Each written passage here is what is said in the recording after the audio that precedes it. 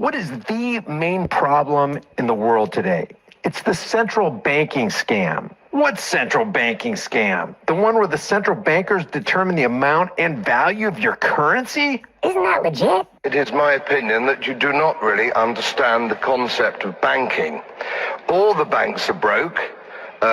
Bank Santander, Deutsche Bank, Royal Bank of Scotland, they're all broke. And why are they broke? It isn't an act of God. It isn't some sort of tsunami.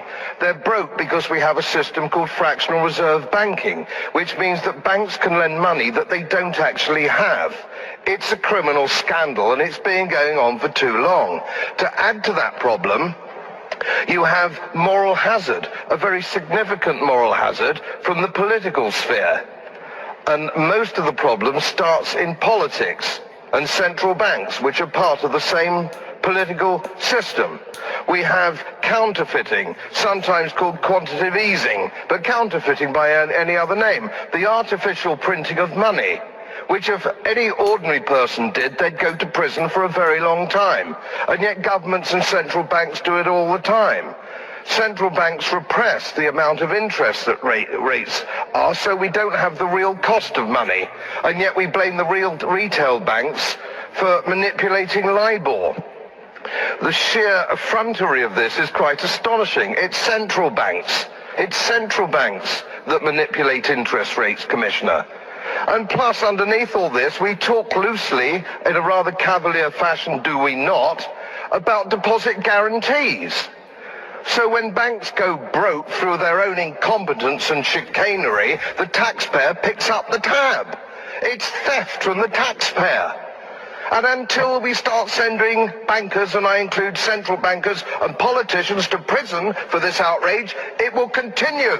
Corrupt Rashida Tlaib tried to get the corrupt banksters to stop funding the corrupt fossil fuel industry. Here's how that went. You have all committed, as you all know, to transition the emissions from lending and investment activities to align with pathways to net zero in 2050.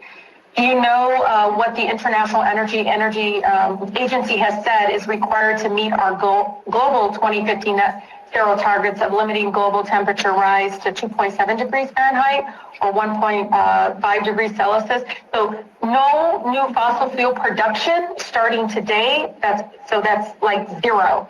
So I would like to ask all of you and go down the list, because again, you all have agreed to doing this. Please answer with a simple yes or no.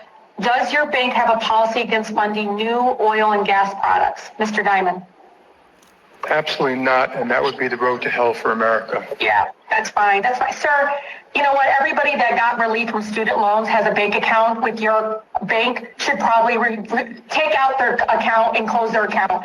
The fact that you're not even there to help relieve many of the folks that are in debt, extreme debt because of student loan debt, and you're out there criticizing it. Because we as a country have all this money laying around, and we're not $31 trillion in debt or anything, not counting unfunded liabilities. We were able to create Space Force. Space Force. And the propaganda arm for the military-industrial complex, the Counterfeit News Network, was there to cover and mock it.